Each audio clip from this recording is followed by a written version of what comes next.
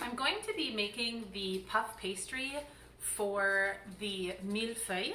So millefeuille is the name of this dish. Mille is French for 1000, and feuille is like feuille de papier, or like a leaf on a tree is une feuille.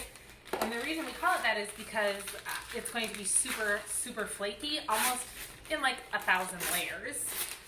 So in these puff pastry sheets, you get 2 of them, and I've had them laying out on my counter for a lot of the day, and on a well-floured surface. Just throw some flour down here. There we go. And now I'm going to spread out my puff pastry like this. Okay. There we go. And then I'm going to lay the other piece of puff pastry directly on top of it. Okay. I'm just going to spread it a little bit. And now I'm going to roll it with my rolling pin. And I want to make it about the same size as my baking sheet here. So I'm going to try to do that. On the recipe it says to do it in a square, and it depends on what type of baking sheet you have, but since I have a rectangular one, that's what I'm going to do.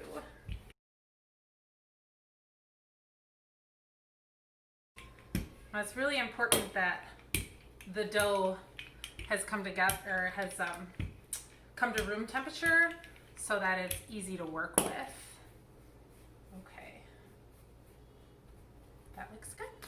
And now I'm going to divide it into 3 equal sections, and I'm going to use my pizza cutter to cut this.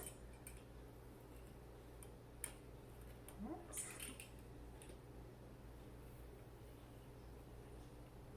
Okay.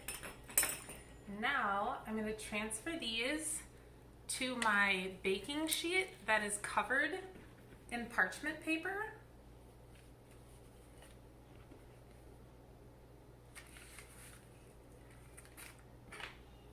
And I'm going to poke some holes about every 2 inches or so.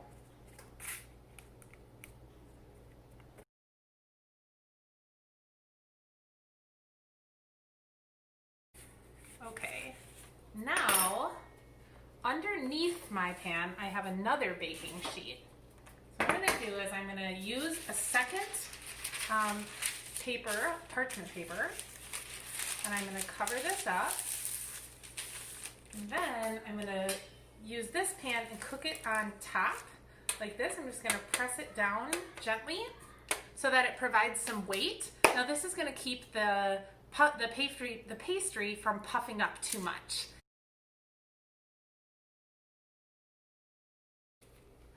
My pâte feuilletée, which is my puff pastry, has been cooking for 10 minutes. So I'm going to take it out. I'm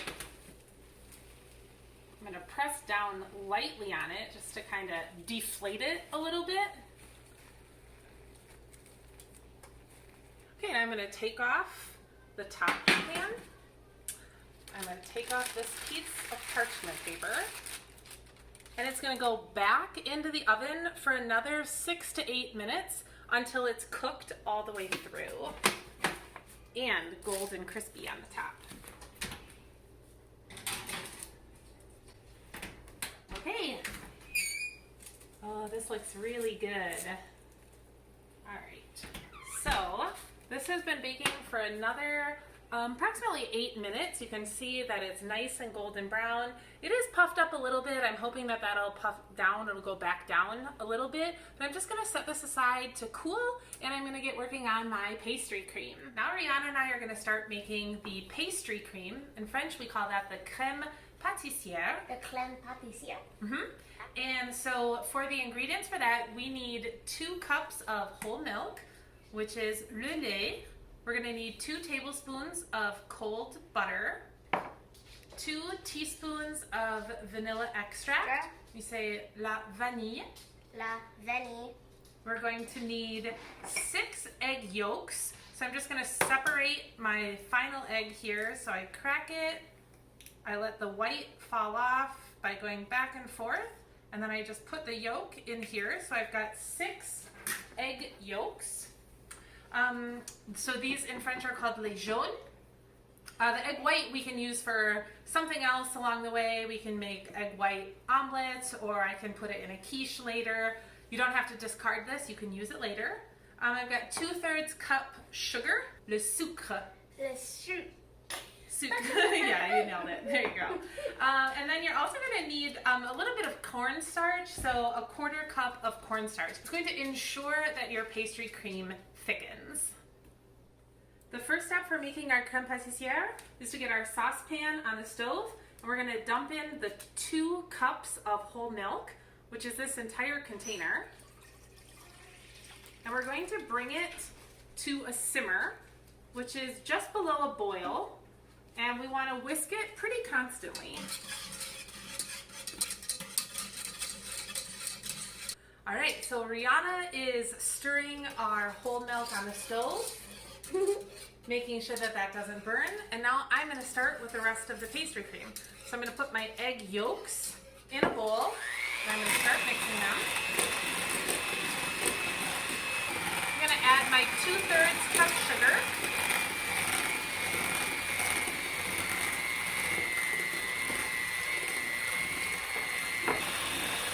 And finally, my 1/4 cup of cornstarch.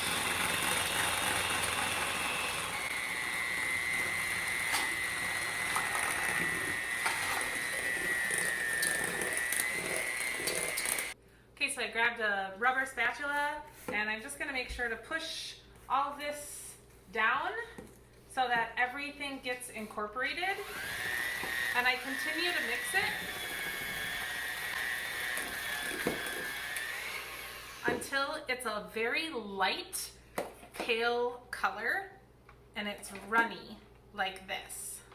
So I have my egg yolks mixed in with my sugar and my cornstarch. And I had my simmering milk that I took off the stove. I removed from the heat. I've let it cool just slightly, and now I'm going to need to temper my eggs. So when I do what that, does temper mean? Well, temper means if I dump all this hot milk into the eggs, it's going to scramble my eggs. It's going to seize up, and it's going to be really yucky. We do not want that. So what we're going to do is I'm just going to take about 1/4 of a cup of the warm milk, and then I'm going to just gently and gradually whisk it in here. Can you hold the bowl for me? Yep. Yeah, thank you. I'm gonna do that. I'm gonna add a little bit more, and I'm gonna continue to whisk it together. I'm basically just bringing the eggs to temperature so that I don't end up with scrambled eggs. I'm gonna do that a few times. So now I've tempered my eggs, and then I can put this whole bowl gently back into my saucepan. I'm going to continue to stir it and whisk it like this.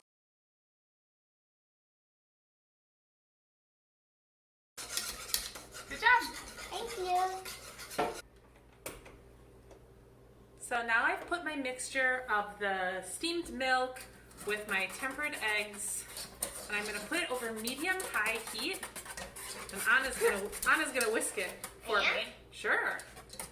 We're going to continue to whisk it pretty constantly, and eventually this is going to start to thicken. Yeah, sure. So we just continue to whisk it, and it takes quite a while. You're kind of just doing it where you whisk, whisk, whisk, and nothing happens, nothing happens, nothing happens. And then all of a sudden, it will start to thicken. And that's when the magic that happens. It's like nothing, and then all at once it happens. And I think we're getting quite close to that. I'm going to try to show you this so you can see it. It is really starting to thicken up here. And see, I'm going to keep beating it. Like I said, it's gonna go, you're gonna think nothing's happening, and then all of a sudden it's like, oh, look at that, it's done. And it's a real thick custard, almost like a pudding.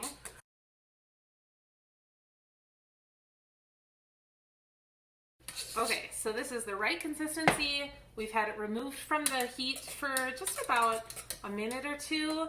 And now we're gonna add the cold butter. You wanna add the butter? Yeah. Come on, come out. It's pretty cold. Yeah, it is. Okay, so we're gonna whisk that in there. I think it will melt pretty quickly. Yeah, I think it will too. Just gonna add a little bit of flavor and a little bit of fat to our cream. You gotta have that. And then we are also going to add the vanilla. You can add that. Go ahead, Anna. I'm gonna drizzle in the 2 teaspoons of vanilla extract. How do you mix it so fast when it's super hard? You just keep on practicing. Can I try? Sure.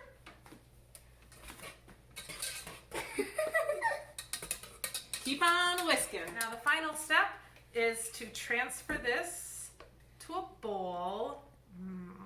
Looks good. It smells really good too, doesn't it? Yeah. It's like a thick pudding. Now the French will use this pastry cream, la crème pâtissière, in a lot of different dishes. If you've ever heard of eclairs or cream puffs, you can use it in a tart, like a fruit tart. There's all kinds of things. Now what we're gonna do is we don't want a layer of film to cover the top of it, so I'm gonna take some plastic wrap. And instead of just going over the bowl like this, I'm actually going to put the plastic wrap on the pastry cream and push it down so that there's no air bubbles there. That's hot. A little bit, yep. Okay, good. We're gonna put it in the refrigerator to chill. All right, the final step is to make my icing or my glaçage. So in order to do this, I'm gonna take 1 cup of powdered sugar that I have pre-measured, and to it, I'm going to add 1 tablespoon of melted butter. And I'm gonna add 1 teaspoon of vanilla extract. And then I'm going to start adding about up to 2 tablespoons of milk. So with this, you just want to add enough milk to give it the right consistency. So I'm going to start with 1 tablespoon and whisk that in, and then work that together. And we're going to see the consistency that that gives me, and if it's not enough, then I'll add some more. The good news is, if you add too much milk to it, don't worry, because you can always just add a little bit more powdered sugar then to get you the right consistency. So this is a little bit thick yet. It is coming together, but it's still a little too thick. I do want it to be able to just pour gently over my millefeuille, and I don't want it to leak all over the place. I'm just gonna do a little bit more. Okay, so I've got the right consistency of my icing, and I'm just gonna take a little bit of it, about 1/4 of it. I'm gonna put it in a separate bowl. And now I'm going to put in 2 teaspoons of cocoa powder into that, and I'm going to whisk that together.